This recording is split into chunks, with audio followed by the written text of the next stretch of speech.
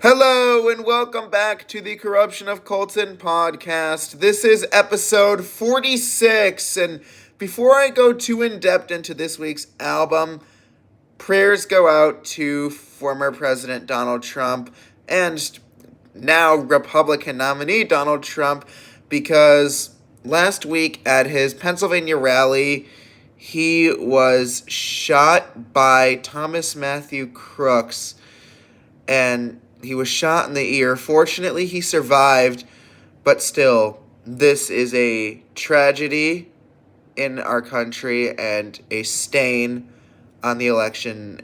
And honestly, I just feel really bad about what happened.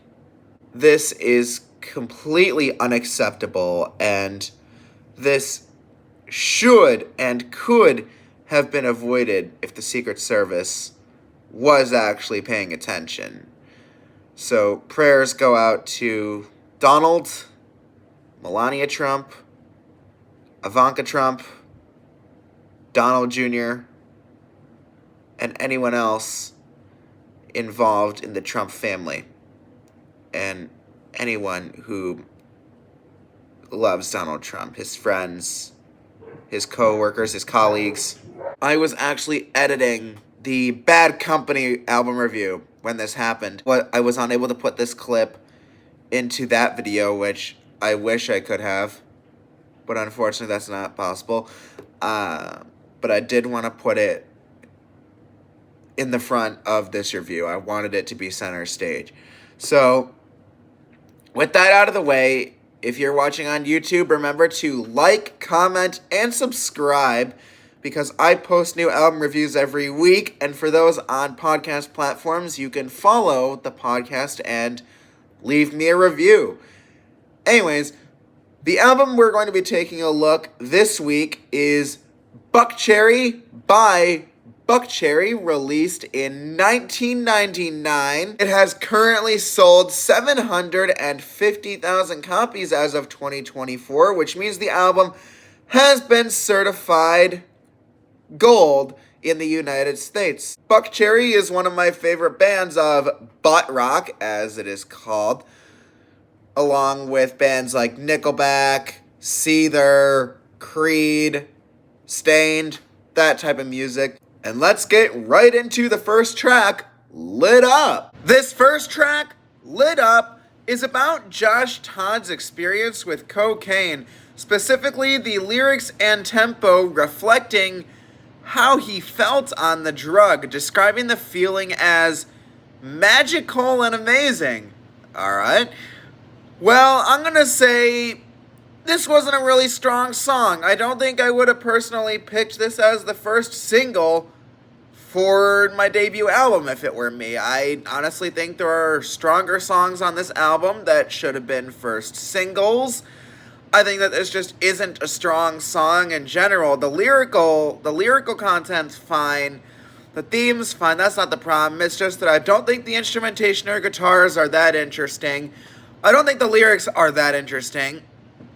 They're good, they're fine, just not interesting to me. I think there's far more interesting lyrical themes and instrumentation on this album than this track. So overall, it's just okay, in my opinion. Not the best song on the album, but not the worst. But hey, it's their first song on their first album, so I'll give them a break. Usually a band's first song isn't their best. The second track, Crushed, I think is where the album actually starts to pick up the pace. This is a really fun one to jam out to. I interpret it as basically being a track about a guy going on a wild night out. He's a wild rocker, and he's drinking a bunch of alcohol while having sex with this whore, this friend's sister of his, according to the lyrics, saying, I gotta call friend your sister. So basically it's you're hanging out with someone's sister, and she pretends to be taken, is also what the lyrics say. So this is basically a track about a wild rocker drinking alcohol while basically having an affair, pretty much. And it's a fun one to jam out to. The chorus is especially really fun to jam out to and sing along. It's not enough for me. It's all I think about, and now I see the light. Just a really fun Buckcherry rock song to jam out to, you know what I mean? Dead Again is a raw 90s rock track filled with plenty of energy to keep you up and moving.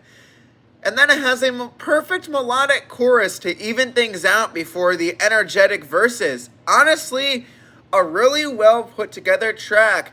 Perfect for jamming out, going for your daily walk like I do, or just if you're a passenger in the car with your headphones in and want to listen to some rock on a road trip. Honestly, perfect for any occasion. It's got all the rock and roll energy you'd ever want in a 90s rock song. Good track in my opinion.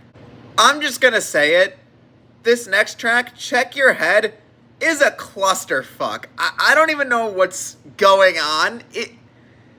It's a wild ride to listen to. Okay, positives. It's fun to listen to. I do like it. I think the song is entertaining. I like the energy. I like the way Josh Todd sings it. You know, I like the vocal performances. Overall, I think it's a good song to listen to, but I can't always help but wonder what is going on. Let me show you. Hold on. Okay.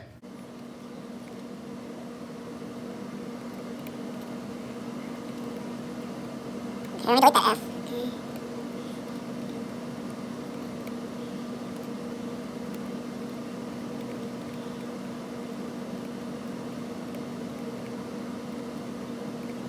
Check Your Head, Buckcherry song facts. See?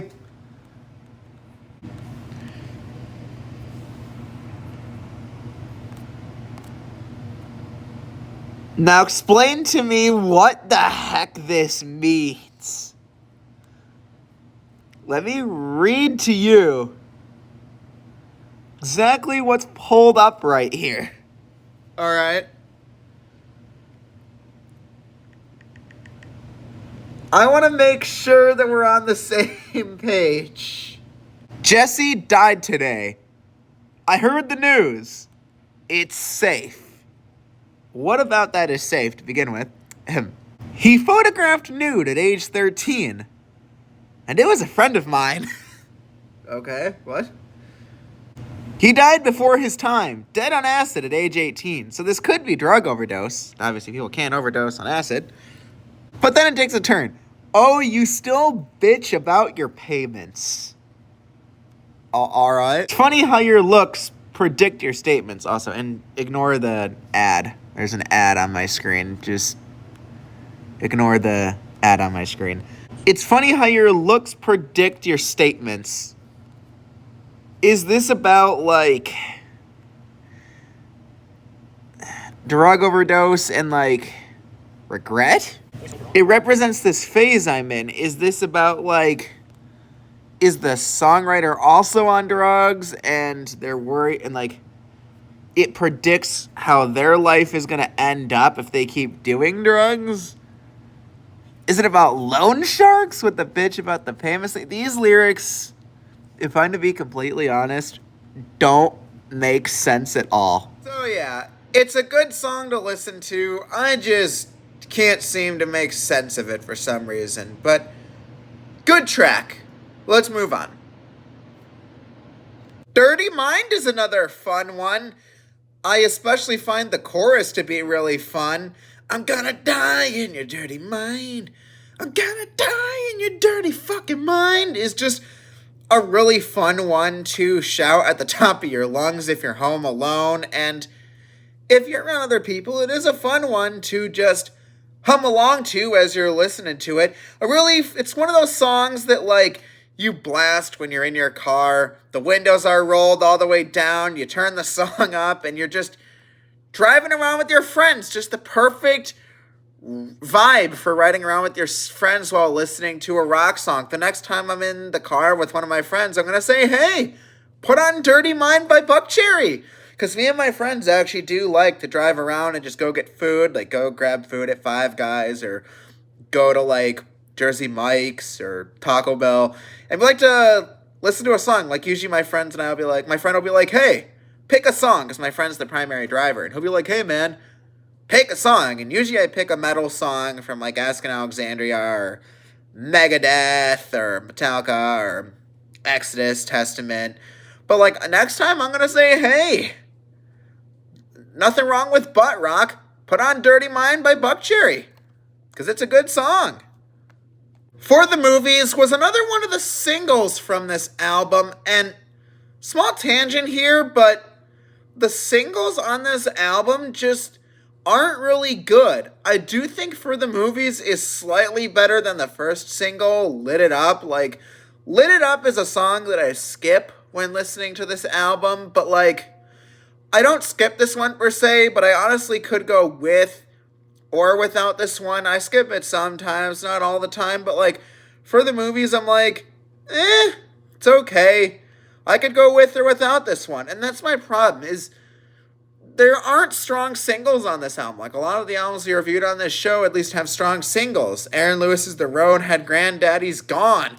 5 Seconds of Summer's album had the heartstring pulling ballad Amnesia. And some of my favorite albums from this show that we've reviewed so far had Don't Talk to Strangers from Dio's Holy Diver. You know, but like, this album, Buckcherry is one of my favorite bands, right? But like, I just don't think this is their strongest album with singles. When, you know, I just don't think that the singles on this album are really that strong, when I feel like singles are the selling point of your album. But I don't think they were able to sell this album that well because of the weak singles. Like, it only made 750,000 copies, and, you know, their album 15 sold a lot more than that and had songs like Crazy Bitch and I'm Sorry, which are awesome singles from Buckcherry. And, you know, for 750,000 copies, that's nothing to scoff at, considering it's only their debut. But, like, I feel like it could have sold more if the singles weren't so weak. You know what I'm saying? Like, I feel like there just were weak singles on here. Or Home by Corey Taylor, though not a single, was a strong track from CMFT that could have been a single. Where, like, on this album, I just feel like there wasn't much strong stuff. And what about CMF2 by Corey Taylor? The lead single was Beyond, a ballad that was really good and probably was a strong selling point for the album. This album just lacks a strong single or a strong ballad. And that's my problem with it so far. I know we're only halfway through, but it just doesn't look good for Buckcherry. The deep cuts are awesome, but the singles I have a problem with. And I honestly am worried about the kind of score I'm going to give this album, because I do rank these albums based off how good every song is and how well I think it holds up and is able to do in terms of appeal. And I don't think this album will appeal to a lot of people because it doesn't have any strong selling tracks. Honestly, I think it would have sold better if they had picked Dirty Mind as the first or second single. Dirty Mind would have been a great selling point for this album. It's melodic and it's fun. To get a good rock song, to get people to buy your album, you need something that's energetic but fun to sing along to. And this album has it, but they didn't promote any of those types of tracks, and that worries me. But this is a good song, though.